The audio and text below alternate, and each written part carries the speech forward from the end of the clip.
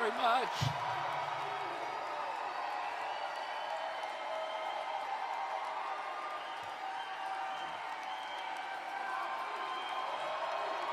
Thank you all very much.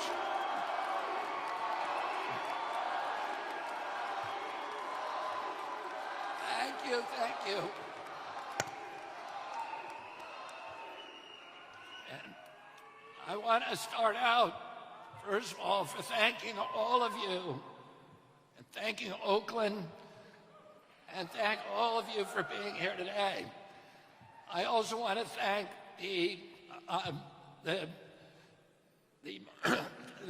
tribal chiefdoms, the Mu'ekli Ohlone tribe, and the chairwoman of the tribal council for endorsing me today, for putting their faith in me.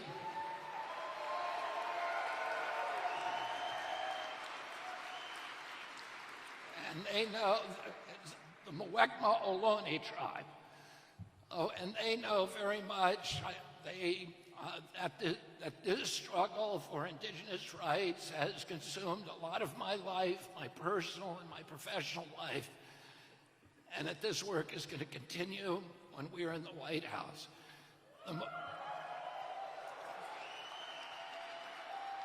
The Mu'ekma Ohlones are one of the many tribes that were decertified during the 1950s and 1960s, and these tribes need to be re-legitimized, and that's something that I will do as soon as I get in the White House. I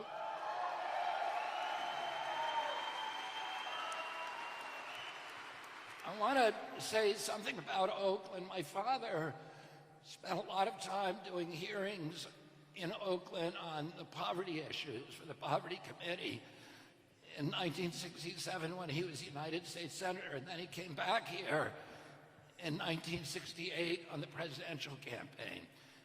And during that presidential run, he made an unscheduled visit to Oakland's Taylor Memorial Church. And he went there with Willie Brown, who, as you know, later became mayor of San Francisco, but at that time he was an assemblyman. And he came to meet with a lot of local activists here in Oakland at a very, very violent and turbulent time. He met with the NAACP and the Black Panther Party. And it was a very rancorous meeting. He was advised by the local police chief not to go.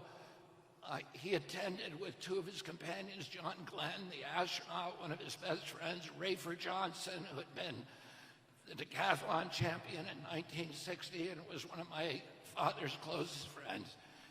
And the meeting was so rancorous and vitriolic that at one point, Rayford and John Glenn advised my father to leave.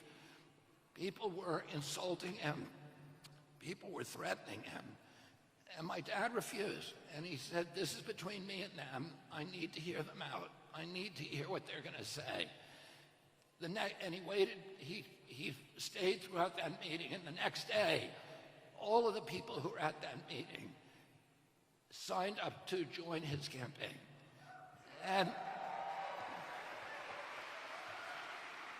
the Black Panther Party provided his security detail here in Oakland and continued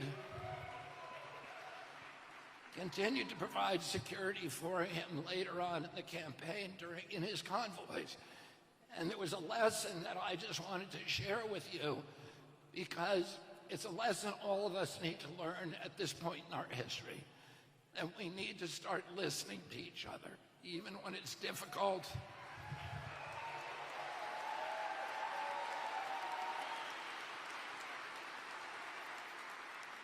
We need to sit through the anger. We need to sit with each other and listen to the feelings and not walk away and not see each other as enemies, but learn to love each other even through that anger and vitriol. We need to start coming back to each other as Americans again.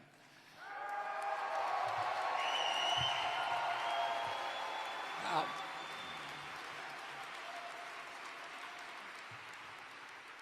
the last time I was in Oakland was when I served on the trial team in the Monsanto cases, and we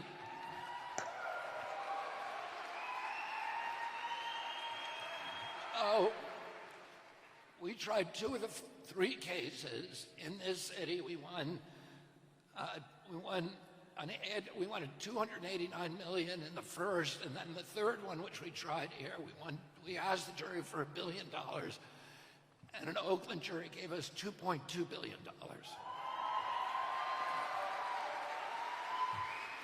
And that brought Monsanto to the negotiating table, and we settled in all 40,000 cases. But I lived here for several months during that trial, and I got to really love the city.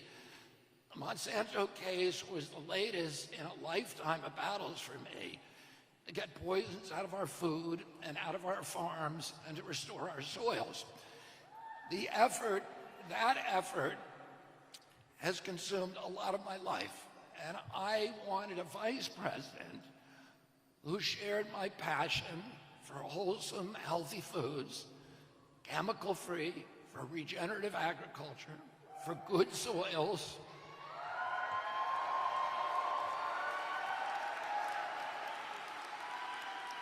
and I found exactly the right person. And among other things, she has used over the past several years cutting-edge technology, including AI, to calculate the catastrophic health consequences of toxins in our soil, our air, our water, and our food. Technology has been a lifelong passion for my future vice president.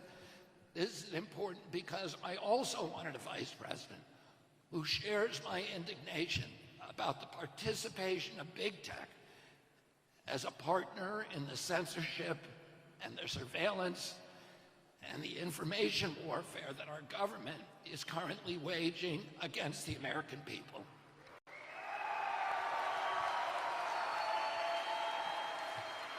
And that's why I'm bringing on someone with a deep inside knowledge about how big tech uses AI to manipulate the public. I want a partner with strong ideas about how to reverse those dire threats to democracy and to our freedoms. I managed to find a technologist at the forefront of AI. She has spent the last decade relying on neural networks, artificial intelligence, and cutting-edge science to identify abuses in our government. She understands that the health of every American is a national security issue and a national security risk. Her work has proven time and again that health drives our economy, that it is the foundation of our mental health, our national happiness, our ability to lead the world in innovation and prosperity and in peace. I also wanted someone who was an athlete, who could help me inspire Americans to heal, to get them back in shape. And I'm happy to report that my vice president is an avid surfer,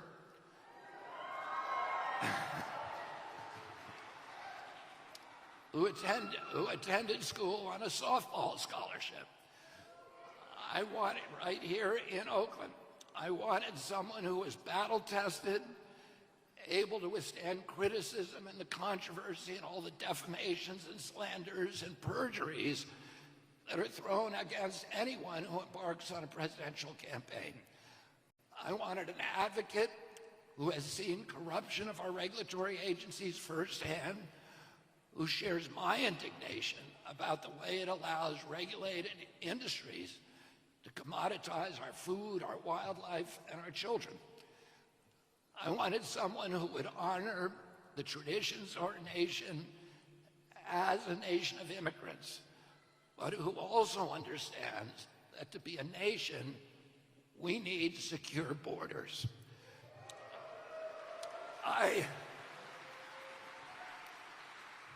I wanted a partner who was a gifted administrator, but also possesses the gift of curiosity, an open, inquiring mind, and the confidence to change even her strongest opinions in the face of contrary evidence. I wanted someone with a spiritual dimension and compassion and idealism, and above all, a deep love for the United States of America.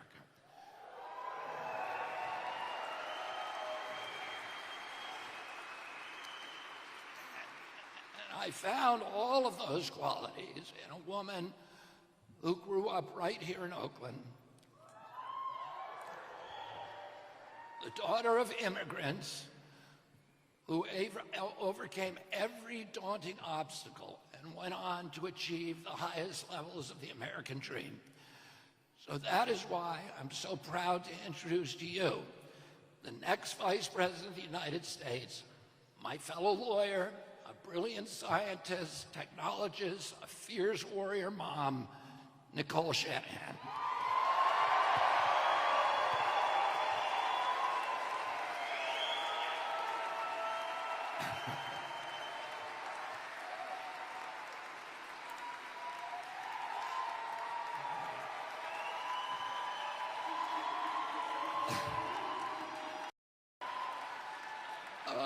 I'm going to tell you a little bit about Nicole before we bring her out here. Then we're going to see a video.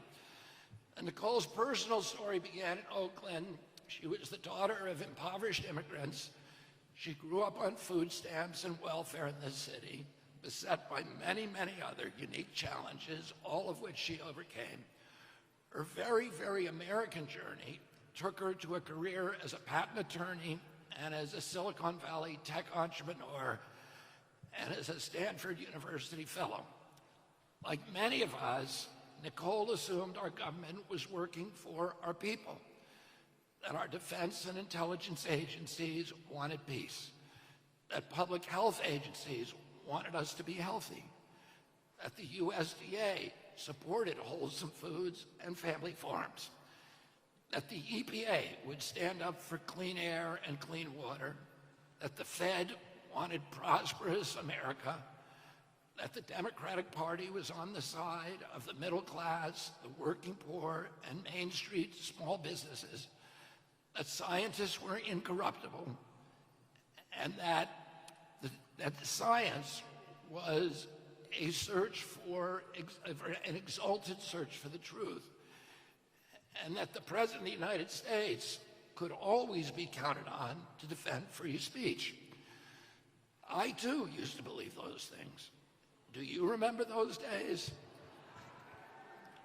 And she'll tell you that she now understands that the defense agencies work for the military-industrial complex, that health agencies work for big pharma, that the USDA works for big ag and the processed food cartels, that the EPA is in cahoots with the polluters, that scientists can be mercenaries, that government officials sometimes act as censors, and that the Fed works for Wall Street and allows millionaire bankers to prey upon Main Street and the American worker. And that's why Nicole and I both left the Democratic Party.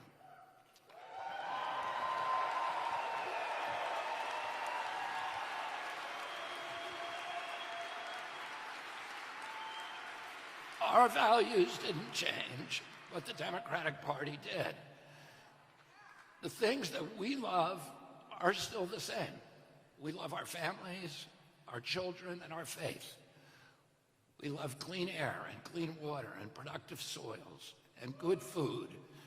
We love the wilderness and our Purple Mountains majesty. And above all, we love our country.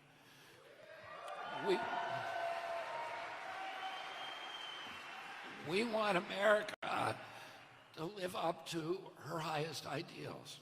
We want her to be an exemplary nation again, a global leader in freedom, opportunity, and responsible government. We want America to be a peacemaker, a moral authority. We want our children to grow up as I did, in a country for which they feel love and pride. We want them to feel safe and to have every opportunity for dignity, prosperity, and community. We want them to have confidence in their futures. We want them to have the best education. We want America to be friendly to farmers and entrepreneurs. We want America to honor its veterans and its teachers. We We want scientists to stand up for science and for truth, and we want our government to defend our right to free speech.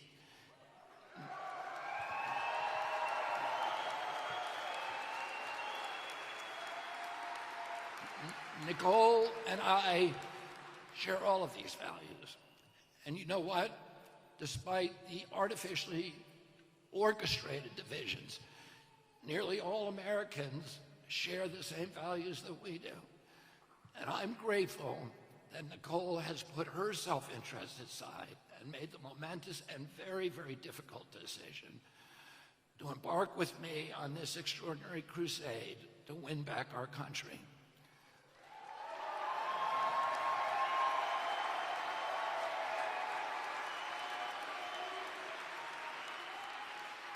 And I was most importantly looking for a partner who is a young person. And Nicole is only 38 years old.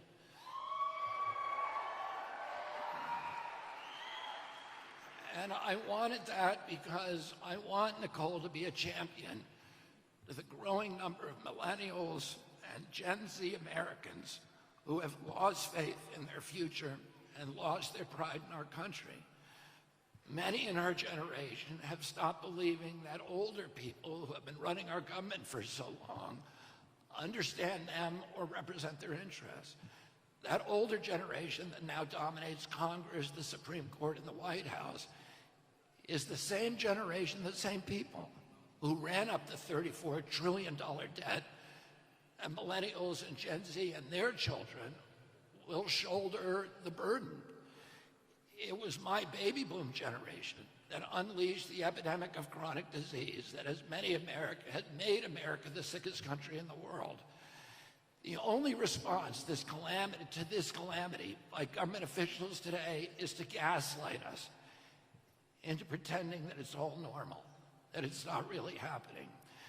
Nicole and I both share doubts about the corporate captured uniparty and that it can produce leaders capable of imagining a different version of America, a hopeful version of the future. We both have doubts that either the Democratic or Republican Party nominees are capable of dealing with the complexities and fulfilling the great promise of a technology-driven economy.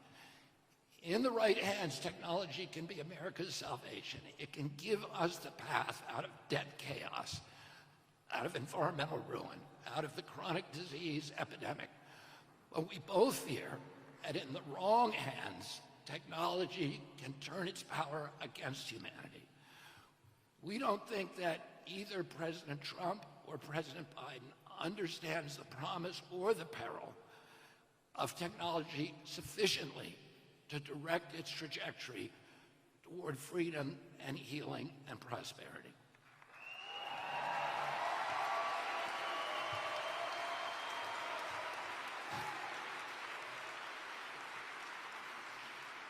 And we're now witnessing this dismaying contest between the two oldest presidential candidates in history. Those two men, during their terms as president, both worked to close our Main Street businesses for a year, 3.3 million businesses, with no due process, no scientific citation, no public hearings, no environmental impact statement. They just told us to shut them down. Those policies that both of them engineered transferred $4 trillion from the middle class to this new oligarchy of billionaires. They created 500 new billionaires in 500 days, a billionaire a day. Today, together, they ran up a greater debt than all previous presidents combined since George Washington. Two men with a single term in office each. Now, they don't want us talking about those things. They want us instead to hate each other, to fear the other guy. But to young Americans, they look like two sides of the same coin. If we vote for either of them again, we can expect, and we will deserve, more of the same. The annihilation of our middle class, the further impoverishment of working poor, more chronic disease, more epidemics, more environmental destruction, more debt, more war, and fewer constitutional rights.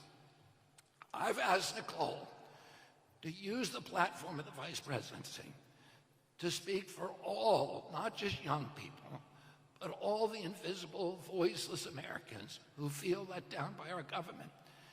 As your vice president, Nicole will represent working poor who feel forgotten, who sink every day deeper into debt. She's going to fight for all those Americans who know what it's like to skip meals to pay for gasoline, and who watch food prices spike ever higher and wonder how in the world they're going to make it through the grocery store checkout line. I want her to stand up for the children who are receiving substandard educations, and for the veterans who are feeding their families in soup kitchens, and for the 1.1 million American children whose parents served in Afghanistan and Iraq, and who silently struggle with PTSD and with traumatic brain injury. I want her to represent the mothers who struggle to protect their children from bad chemicals, bad pharmaceuticals, and bad food.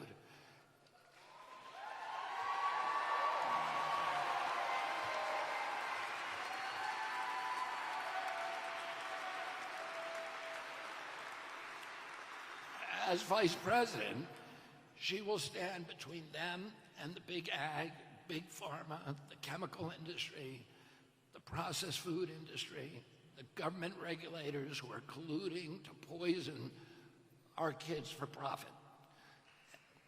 And as vice president, she's going to stand with me against the military-industrial complex.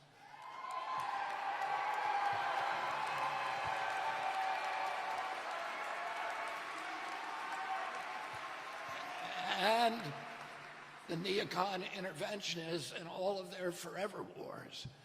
In 1932, Franklin Roosevelt appointed my grandfather, Joseph Kennedy, to run his brand new Securities and Exchange Commission. My grandfather had been a stock manipulator on Wall Street, and FDR wanted a chairman who understood the stock market inside and out as the only person who could reform it. In a similar vein, Nicole will stand up to Silicon Valley, which she knows inside and out.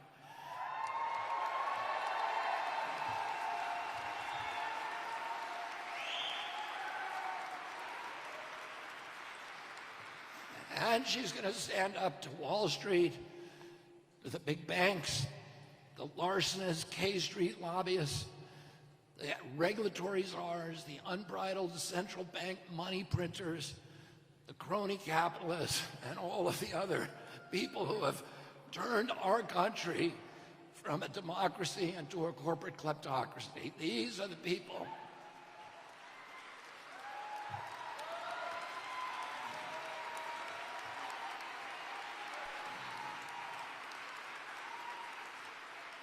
Their cupidity drives our corrupt campaign finance system, which is nothing more than a system of legalized bribery. This is a system that has put agency capture on steroids and made our government regulators sock puppets for the industries that they're supposed to regulate. The corrupt merger of state and corporate power now straddles our nation's capital like a mythical harpy, sucking the economic, social, and moral vitality out of the nation's polity of free citizens, gorging itself on the bleaching bones of the American middle class. Nicole is going to help me free our country from that predatory cabal.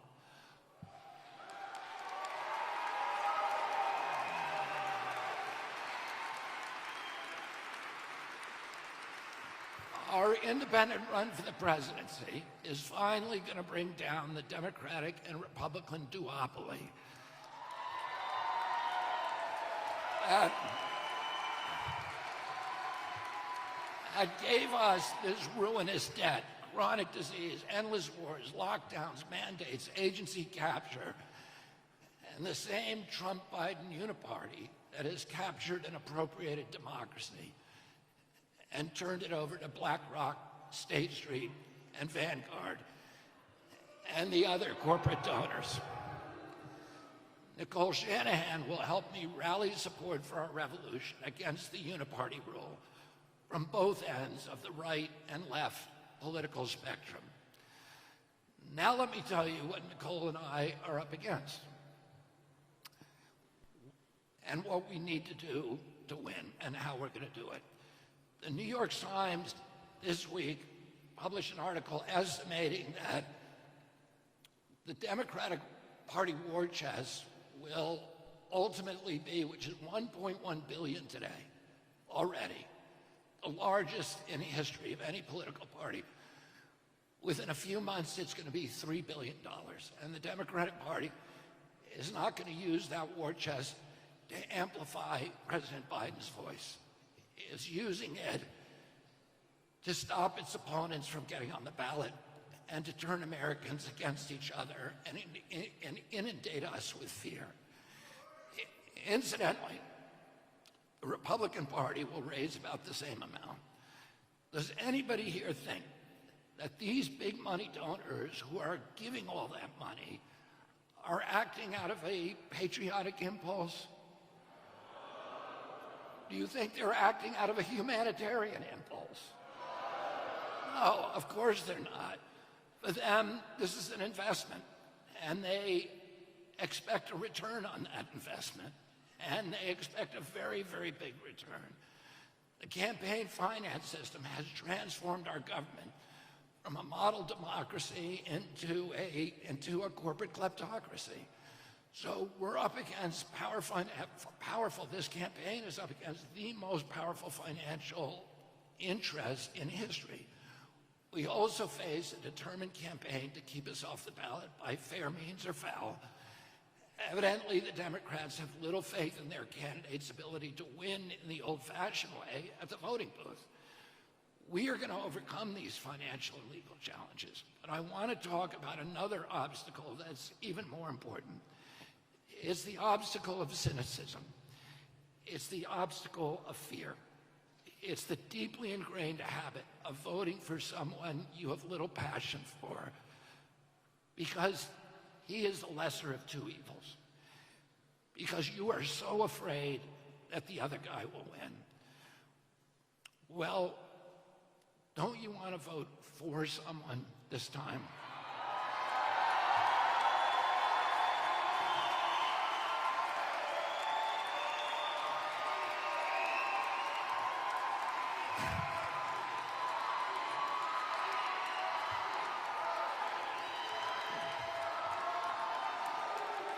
And not just against someone. Don't you want to vote for a candidate and a country that you can be proud of?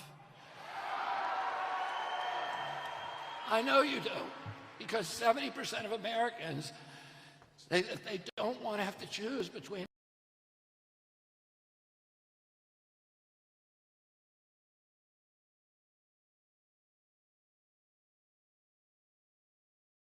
the endless wars, the censorship, the corrupt merger of state and corporate power. Republicans and Democrats have taken turns in office for 30 years now, and all of these problems have just gotten worse. That's why those same polls show that my approval ratings are far above those of President Trump and President Biden.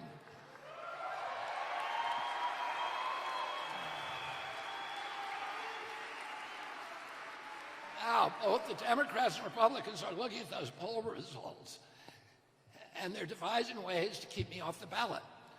They don't want to give you the choice. You know, when I was a kid, the Democratic Party was fighting. Its primary fight was to make sure that every American had the right to vote, and none of us were disenfranchised. But today's Democratic Party is doing the opposite. It's working to disenfranchise any Americans who they don't think will vote for their agenda. The principal technique is to call me a spoiler and instill fear in Americans that voting for me will get some other terrifying candidate elected. Our campaign is a spoiler. I agree with that.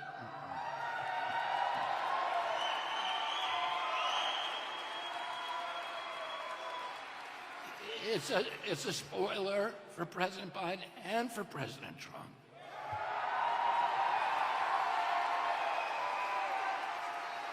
It's a spoiler for the war machine. It's a spoiler for Wall Street and big ag and big tech and big telecom and big pharma and the corporate-owned media and all the corrupt politicians and corporations.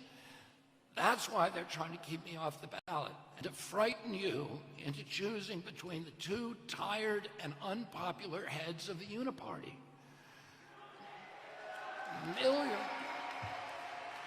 Millions of Americans are not going to vote at all if they're not given another choice. They're simply withdrawing from American democracy. Well, Nicole and I are going to give those millions another choice.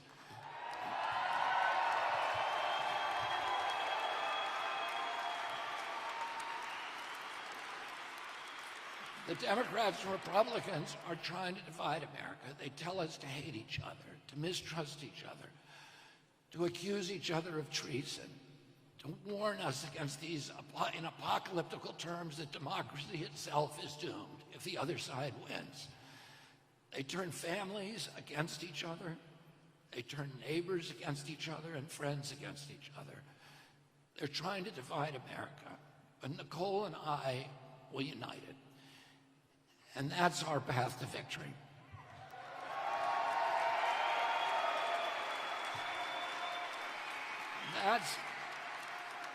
That's how we're going to win. That's how we're going to forge an unstoppable coalition of homeless Democrats and homeless Republicans who are ready to look at the universal values that unite us all, and that every conscientious American wants the same way Nicole wants it and I want it. All those things that I described: our love, our children, good food, good soils, moral authority around the world, the end of the warfare state, an incorruptible government. All of those things we all want. If we can only persuade enough Americans to vote out of hope rather than of fear, we're going to be in the White House in November.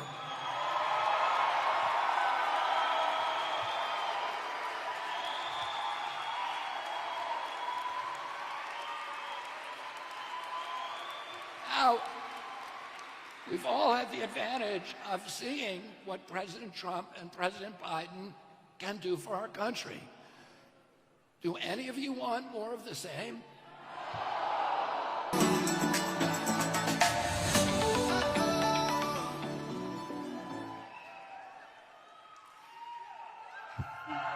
Hi, everybody. And thank you so much for being here today. It is so good to be here in Oakland. This city will always have a special place in my heart. You know, I grew up just a few miles from this very spot. My mother, who's standing right there with her phone up, she immigrated here from Guangzhou, China. And my late father was an Irish and German American. I want to tell you a little bit about my childhood so you can understand the source of my politics and convictions. My mother's first job when she came to the United States in 1983 was as a live-in caretaker to an elderly woman here at Lake Merritt. By the time I was born, she worked as a dental office secretary. My father loved my brother and I dearly, but he was very troubled, plagued by substance abuse, and he struggled to keep a job. From watching my father and his struggles, I learned not to be judgmental. He was doing the best he could. I think of him when I see the statistics of the millions of Americans who are addicted, depressed, or suffering. This is one of the epidemics of our time. It affects nearly every American family. I wish my experience was unusual, but it's not. It has become part of my determination to do something for our country.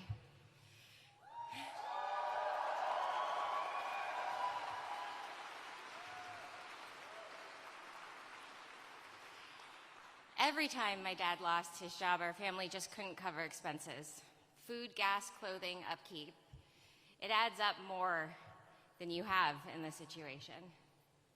I know a lot of Americans know exactly what that's like, to just be one misfortune away from disaster. I don't think we would have made it without food stamps and government help. My mom worked hard, but it wouldn't have been possible to keep it together without that help. As you probably know, I became very wealthy later on in life, but my roots in Oakland taught me many things I've never forgotten. That the purpose of wealth is to help those in need. That's what it's for. And I want to bring that back to politics too. That is the purpose of privilege. I went to St. Mary's High School, just a few miles from here. In my junior year, we have some St. Mary's Panthers here. In my junior year, I had another formative experience, and that set me up for this lifetime of political consciousness. I applied for a program to live with families in El Salvador. In praying with these families and helping them rebuild after the civil war there, I learned what war really is. I learned how it rips lives apart, it brutalizes children, how it visits unspeakable horror on the innocent. And I also learned the resilience of the human spirit and its infinite capacity to heal, to forgive and to restore. El Salvador is where I came to understand war, but more importantly is where I also came to understand peace. That is what inspired me to my first political action in high school. At the onset of the Iraq War, I became an anti-war activist. Yes. If I'm being honest, I didn't really know how to do it. I printed pamphlets and I led a walkout, and we went to our local radio station. But I knew in my bones then that violence begets more violence. I'd seen what that does to society, and I didn't want my country, the country I love so dearly, to be doing that in the world. Yeah.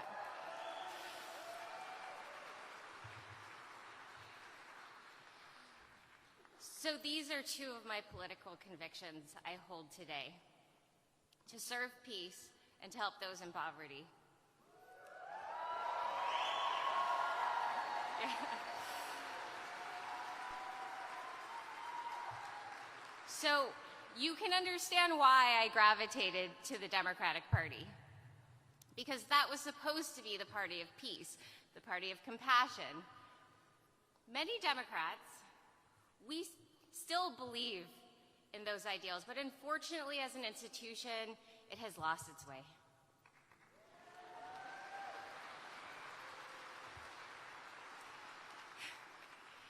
There is only one anti-war candidate today, and you won't find him in the Democratic Party or the Republican Party. He is an independent, Robert F. Kennedy Jr.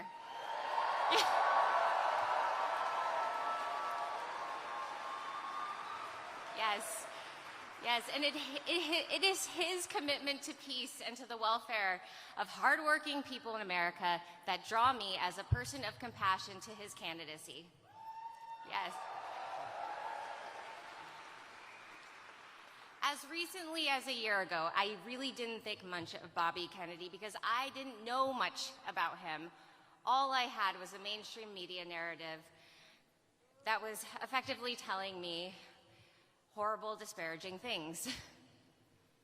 But then a friend who's here today pulled me aside and she said, "Nicole, please do me a favor. Just listen to an interview with Bobby Kennedy, just one." So I did. And then I listened to another one and then another one, and I recognized that the person who I was seeing in these interviews was the exact opposite of the media slander of his character.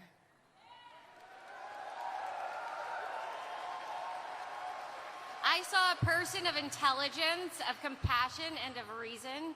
I saw a fellow lawyer who had committed himself to finding the truth and fighting for the environment and for people. I discovered a person who speaks out on issues that, even though they are critically important to human health and welfare, are consistently ignored by our government. And for the first time in a long time, I felt hope for our democracy again. We can do this. It's possible. One of those issues also happens to be a passion of mine and a focus of my philanthropic work: chronic disease. I got into it through my own journey of reproductive health, followed by a steep learning curve for caring for my daughter, who has an autism diagnosis. In that journey, I discovered that women's fertility is in precipitous decline around the world. We are facing a crisis in reproductive health that is embedded in the larger epidemic of chronic disease. Because it has been so personal for me and my daughter, I got deep into the research and consulted some of the best scientists and doctors. Let me tell you what I found. There are three main causes. One is the toxic substances in our environment, like endocrine disrupting chemicals in our food, water, and soil, like the pesticide residues, the industrial pollutants, the microplastics, the PFAs, the food additives, and the forever chemicals that have contaminated nearly every human cell. Yes, and it makes you angry to hear this. It makes me angry to say it because we shouldn't be here right now.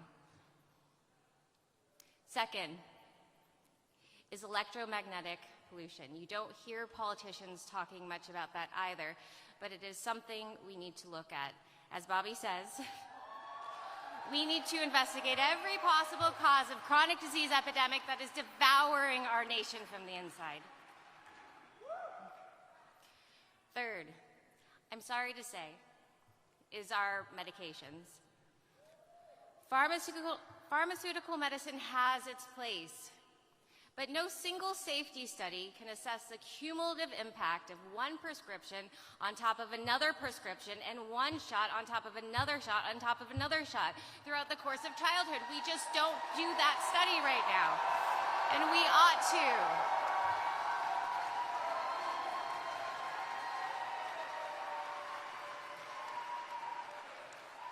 We can, and we will. Conditions like autism used to be 1 in 10,000. Now here in the state of California, it is 1 in 22. 1 in 22 children affected. Allergies, obesity, anxiety, depression, our children are not well. Our people are not well, and our country will not be well for very much longer if we don't heed this desperate call for attention.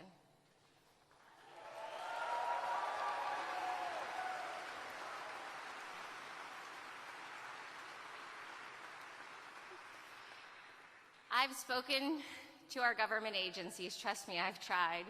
I've spoken to senators, I've spoken to governors.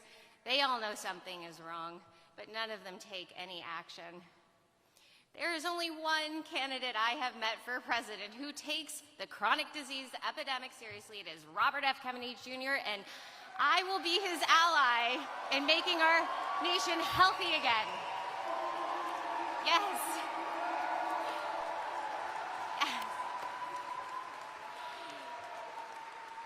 It is not about a new pill or, quote, finding the cure.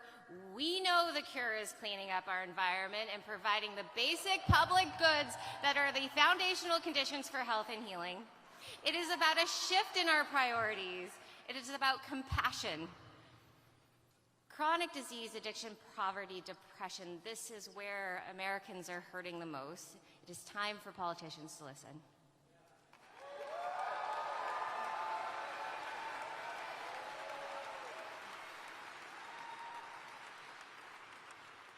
So here is how the Kennedy-Shanahan ticket is going to end the chronic disease epidemic. While Bobby is focused on ending the corporate capture of our regulatory agencies, I am going to assemble the best technologists and scientists in the world, and we will use the latest in AI and computation and examine the health records databases of our nation and those other nations who are also on a quest to solve chronic disease. We will find the answers.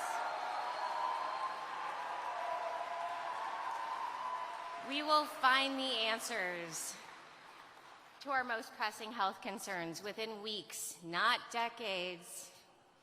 We can, if we have access to those databases. It is time to move out of the dark ages of medicine. We can solve the mysteries guarded by corporate influence. We can move from Band-Aid solutions, and we can end this chronic disease epidemic once and for all. I believe it.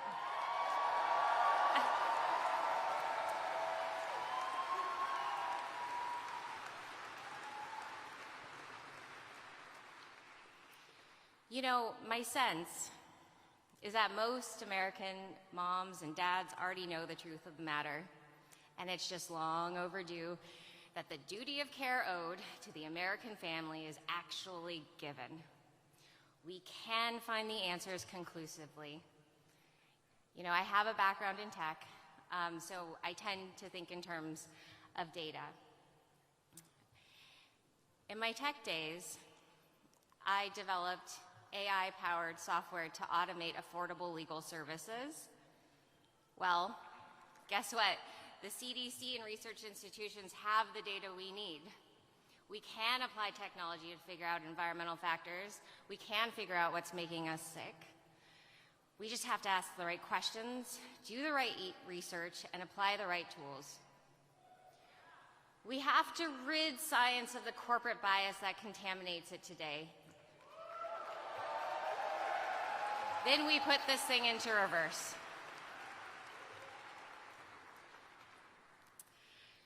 So actually, the first issue that I applied my tech background to was criminal justice. It was across the bay in San Francisco, where the district attorney's office needed help examining thousands of police records thought to contain evidence of racial bias, wrongful arrest, and patterns of prejudice. I put together a team of computer scientists to develop a computational method to collate these records and design a method for analysis. But what I really learned through this was the sorry state of criminal justice in our country. It isn't just about policing. It is about the school-to-prison pipeline. It is about a broken and dismally functioned infrastructure. It is about recidivism that we have not taken the right approach to.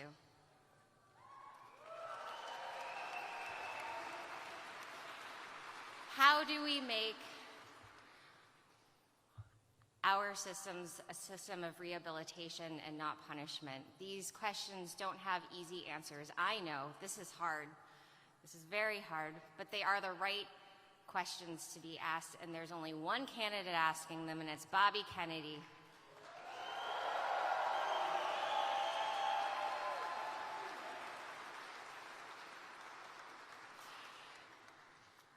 And I'm going to mention one more issue close to my heart. This has to do with climate. My interest in health and solving climate issues has led me to the realm of agriculture. I realize that a nation's health comes down to its soil and the people who work it. Hell yeah. Healthy soil is the foundation of healthy food, it is the foundation of a healthy ecosystem, and it is our answer to the climate crisis.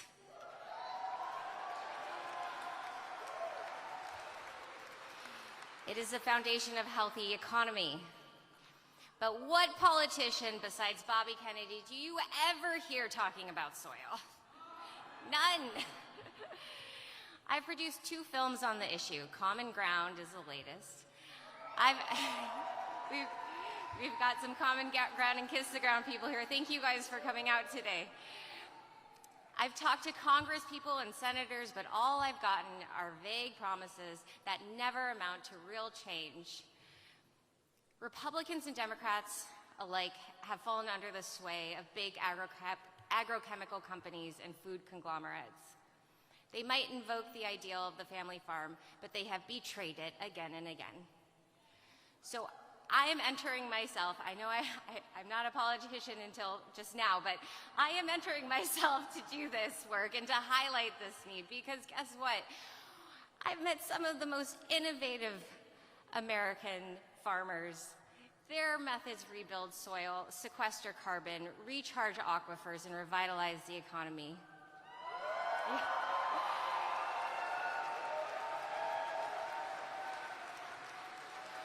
And you know what? We don't have to force anyone to do anything or to imitate them. All we have to do is change our system of regulation and subsidy to support those methods. We can no longer support extractive corporate agriculture. I am so hopeful for this. I hope you all understand now what has brought me into politics, hasn't it? And what, in this moment, I am leaving the Democratic Party.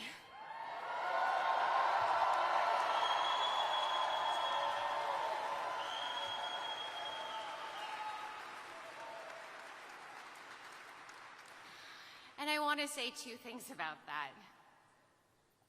First, even though I am leaving the party, I believe I am taking the best ideals and impulses with me. The Democratic Party is supposed to be the party of compassion. It is supposed to be the party of diplomacy and science. It is supposed to be the party of civil liberties and free speech, and most importantly, the party of the middle class and the American dream. While I know many Democrats still abide by those values, I want to point out, and I've been in touch with many people in the Democratic Party, I do believe they've lost their way in their leadership.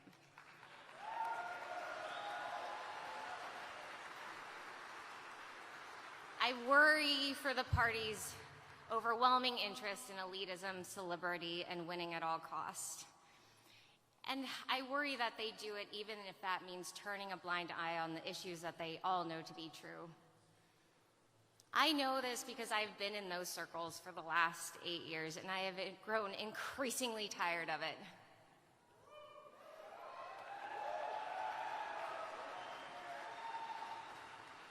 It wasn't until I met Bobby and the people supporting him that I felt any hope in the outcome of this election. As I've re-examined my Democratic Party assumptions, I have seen conservative voters with new eyes too. I have met farmers, I have met hunters who are some of the most staunch conservationists I have ever met, who understand ecosystems better than most. I have met mothers protecting their children who are searching every possible avenue for their health. And yet the Republican Party, like the Democratic, is letting them down because the actions of the party are diverting from the values that actually support individual freedom.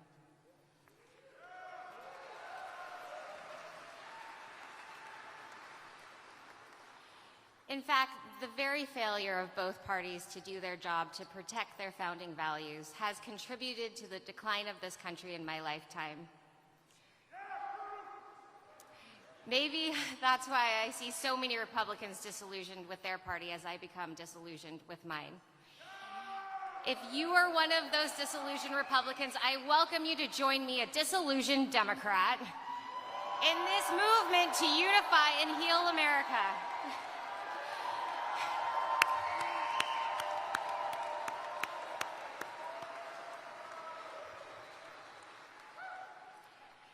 This independent movement comes at a time of extreme division in America that threatens to tear this country apart.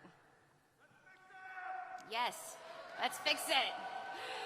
It is time for a realignment. It is time, as Bobby Kennedy says, to focus on our unifying values rather than our divisions. And so if anyone is listening who never considered an independent ticket, I want to extend the same invitation to you that my friend did to me last year. Please listen to Bobby Kennedy in his own words. Take a look at his vision for America. It is a vision that I share too, as I spend the next 7 months of my life getting him on each and every ballot in this country.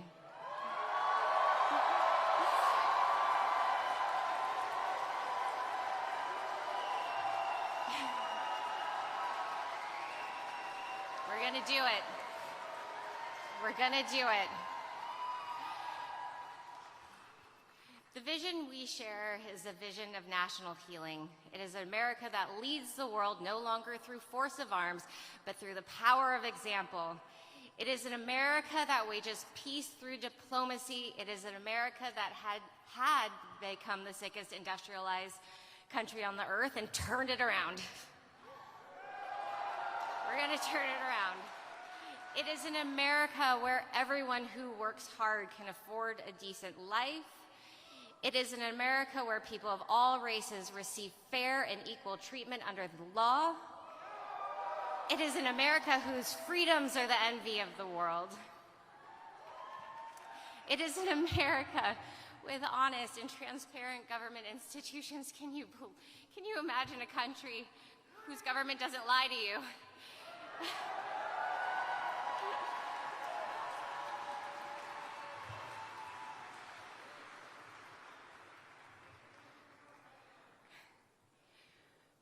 People talk about my age. It's true. I will be the youngest vice president in American history.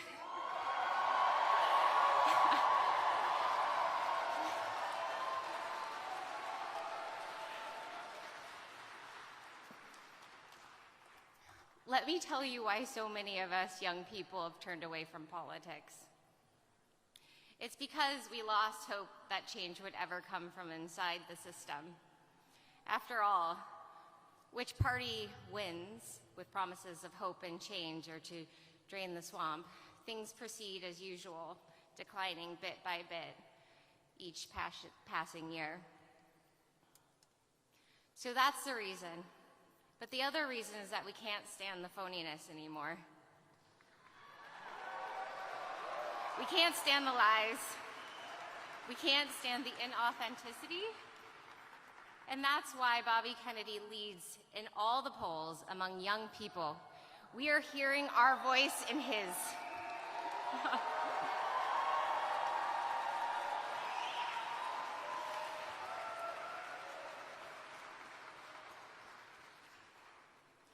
So I come to you today as a former Democrat. I come to you as a woman not quite 40. I come to you as someone who has experienced sickness and health and poverty and wealth. And I come to you as a mother.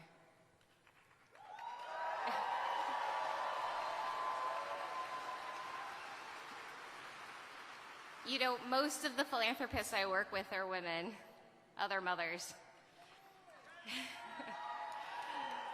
And initially, it was a mother who's here today who reached out to inspire support in this campaign. I never thought in a million years I would be up here running for vice president. No.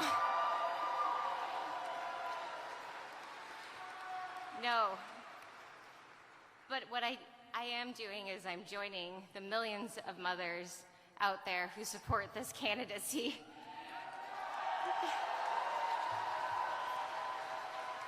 They are Republicans and Democrats and independents.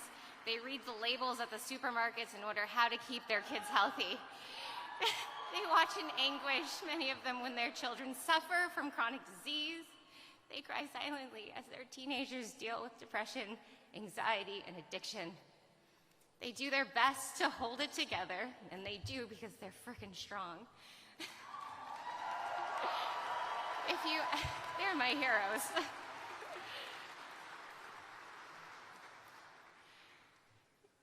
These moms, they're my heroes. They're the moms trying to make a normal life for their children in a world that has gone crazy.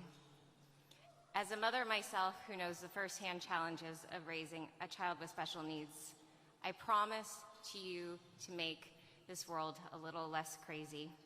I will work with Bobby Kennedy to make America once again a country of peace, a country of compassion, a country that is prosperous and free.